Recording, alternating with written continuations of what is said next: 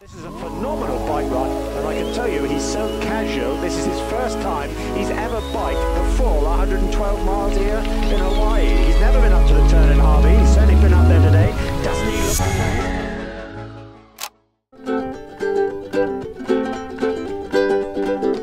look... It's breakfast with Bob in Utah.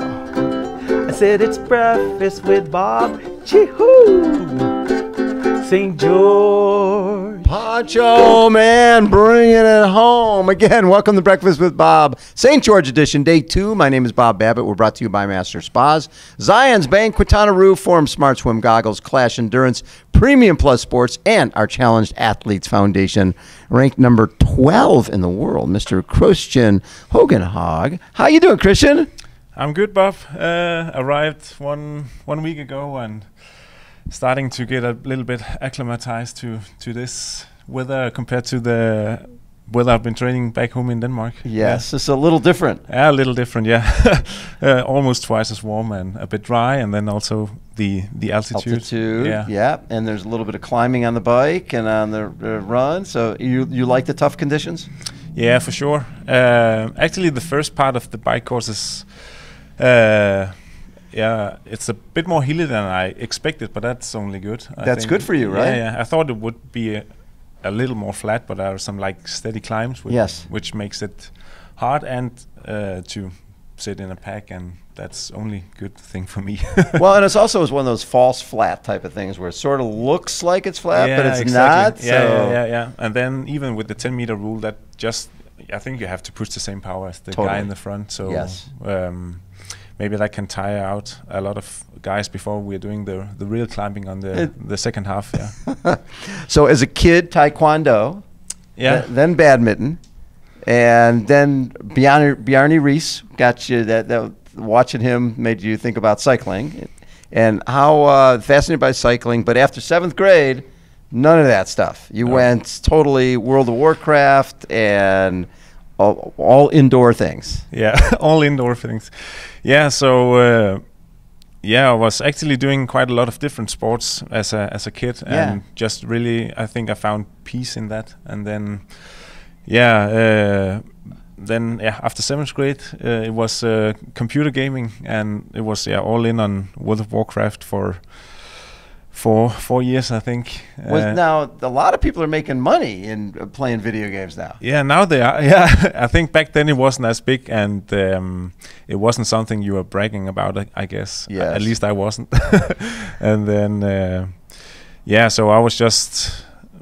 I got all into that because I think that's the kind of type of person I am. Once I find one thing, it's all in on that. All in, 100%. Yeah. So a strength and a weakness, I guess. In elite sport is probably a strength, I would say. Definitely a strength. And I was all in on that. And then once I finished, I don't know what it is in America, but it's gymnasium or college or college. Yeah. Once I finished that,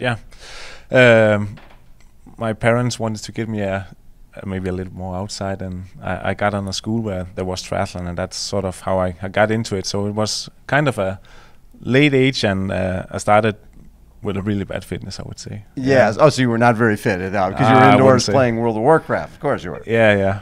So 2011, started focusing on the sport. You found swimming and tri.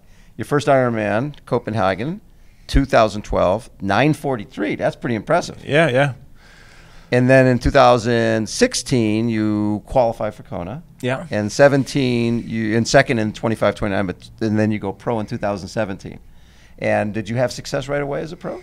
No, and I think my expectation was, for me, it was just like the natural move, because I had done Hawaii as an age grouper, and I felt like now I have done what I can as an age grouper, and then the next natural step was to go pro. So I was just hoping not to be the last pro. And then the one thing took another, and then, maybe it wasn't like the most successful year, but I was really glad with my 2017 season, even though I didn't have any big results. But as I said, I didn't finish as the last pro, so that was a success. Well, in 18, you second at Ironman Copenhagen? Yeah, that was kind of a surprise, yeah. Well, we're talking 8:02, 2:51 marathon, 4:15 bike. Those are real numbers. I mean, you start doing that, then people sit up and take notice. Is that when some sponsors came on board? No, actually not. It was in 2019. I won Ironman Hamburg and then finished second at Almere, and then I got in contact with the BMC Pro team, which I'm also racing for now. Yeah. First, I actually thought it was a scam when I received the mail, but ended up. Oh, you thought it was like some phony mail? I kid you not. Literally, like the same day I got the email. In the morning, I had been chatting with some friends, and they were saying like, "You're probably gonna get contacted soon by maybe BMC or something like that." And then I literally got the email later that day, and I was like, "Okay." Which one of my friends did this? But it was the real deal. It was the real deal. Yeah, that was kind of crazy. I think I kind of had to think about myself and my career in a whole new way. Yeah, that's amazing. And now when you 2019. And so 2019 was also the year you came to Hawaii. And Yep, 18th. Yeah. First time out. And if you look at your splits are very solid. 52-21, 4:15-21, 3:10-28, 8:23-36. Obviously, you can run way faster than that. So you must have come away from that going, okay, I'm a young guy. I put my stamp on. People have to start looking for me now. Yeah, maybe I was kind of on a suicide mission that day. I don't know, because I know my strength is on the bike. Yes. And then I wanted to see how the best guys in the world bike on Hawaii. So you went with them. Yeah, so it was kind of a learning experience, and so I went with guys like Worth and Sanders and Kienle, and then. And they're like who's a kid with us? So that marathon was that got pretty ugly, but I would do it the same way if I were to race in 19. We chatted with a number of different people, and what I love is when you're not afraid of the moment, when you're someone who understands that these moments don't come around that often, and you go with the lead. It's easy to sit back and go, I'll save my legs for a run, I'll save my legs for a run. But you don't really find out what your potential is unless you go for it. Yeah, exactly. And you went for it. Yeah. And because at that point I was hoping, at least I think that I can improve upon my fitness. And then I wanted to have those learning experience to when I got like really good and maybe could have more of an impact on the race. Right. So then I don't have to get those learning experience at that point. So now I know how to ride and how to ride. So that's just more experience in the bank, and I think I can use some of it on Saturday as well. No question. Yeah. There's no question about that. And same, in 2019, like you said, you won Hamburg and ran 2:54 and challenged Almere 2:48. So obviously that potential is there. Yeah. We just had David McNamee in here, and he says people think this is going to be a slow race. He goes, I think there'll be people under 8 hours. What do you think? Oh yeah, sure. You think? Yeah. Even with all the climbing and everything. Yeah. So. We take a kind of like sometimes a mathematical approach to and with your coaches. Yeah. So we have kind of estimated, and that tends to be quite precise. Yes. What we think I'm capable of biking on the course. What do you think? 4:11, and then still be able to run good, I think. So run. That should be in the 240s. So yeah. Ride. What did you say? 4:15. What do you think you could ride? 4:11. 4:11. 4:11, and this is so running 240. For sure, I think maybe top 8 is gonna go sub 8 hours. I would say top 8 would go sub 8 hours. That's at least what I think it takes to get in the top 8. That's a world championship. It is, yeah. That's so cool. So it's tough, and it's going to be close racing. Well, and we haven't had anybody from Denmark win an Ironman World Championship, have we? No. We have only the best is Torbjørn Sindballe in 2007, third place. You got third. I remember that. Yeah. Thunder Bear. Yeah. Also strong on the bike. Very strong on the bike, but could not run like you're running. No. 3:10 is what he would be running. Yeah. On a good day. On a good day. What's been the toughest part of just getting into this sport and committing 100% to it?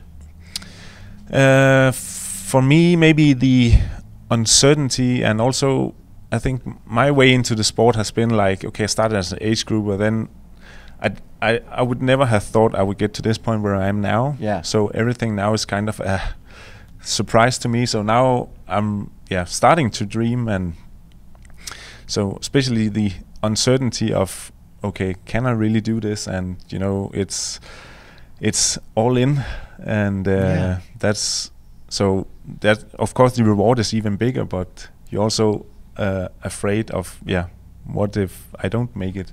But Nah, you can't think that way. Exactly. I'm afraid if and I don't at make least, it. If you did that, you'd still be playing World of Warcraft and killing zombies and stuff. Yeah. So, but that's also what's get me up off the bed every day. Just know that I can improve, and I really want to be good in this sport. I think I can. Are you training with a group? You train by yourself? Yeah, I would say like 50% of my training is with other people, and back in the day I thought I could do it on my own, but now I really appreciate having like good training partners around, and that just gives a lot of good energy in training. So the other races that I always look at when I think about this course and how hard it is Ironman Lanzarote. Yeah. Right? And you know, again, 51 swim and 447 bike and 301 marathon. Obviously you can run faster than that, but that's a brutal course. Very similar to this. Yeah, and I did something ugly to myself that day. I missed an aid station and ended up riding almost 1.5 hours without anything to drink. So that killed you in the run. Yeah, I mean, the last 60K on the bike was brutal, and then of course the marathon got even more brutal. So I had a lot of like massive blow-ups, but I think in a good way I learned a lot from that, and now I really know where the limit is, and also how far I can go to that limit. You don't find out the limit until you push it. Right, and that's what you're doing. And I need to go like hard on the bike, but I still think if I don't cross that line, I can still run really good. Yes. And that's one of my strengths. I think the kind of fatigue resistance during an 8-hour race. Well, and you certainly in 2021, Ironman Tulsa, Ironman Lanzarote, Ironman Germany, World Tri Long Distance Championships. That's basically another Ironman. Ironman. What did you do? 5? Yeah, 5 in 5 months. 5 Ironman in 5. Yeah. Well, but you learned from all of them. Yeah, and I think I kept improving on everything of them except for the last one. That was maybe a bit too much, but you don't know until you try that. Yeah. And I did it for the PTO rankings to see if I could climb up a bit, see what I could do with the little bit of gas that was left in the engine. But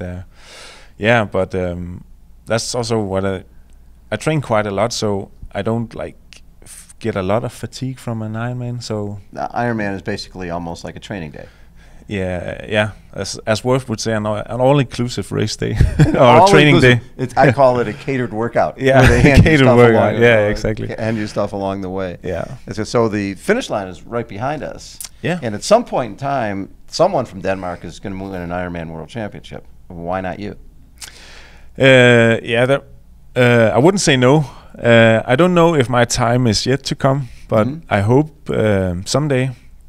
For me, the absolute dream goal for this race would be to go into the top 5, if I have to be honest. Yes. I'm not going to be out there sitting back, not taking any responsibility, but I would say I know where my limits are and what my capabilities are in all 3 disciplines, and I think if I have a good race, I have a good shot at the top 5. But I would say maybe the victory is to stretch it a bit. But so there'll be a point, and then you swim usually in front of a Sebastian and Lionel and those guys. Yeah, I hope so. Yeah. So there's probably a chance at some point that Sebastian and Lionel and Sam Long and some of the those cycling guys, and not that you aren't, but they could bridge. Yeah. They could bridge, and then you have that decision to make.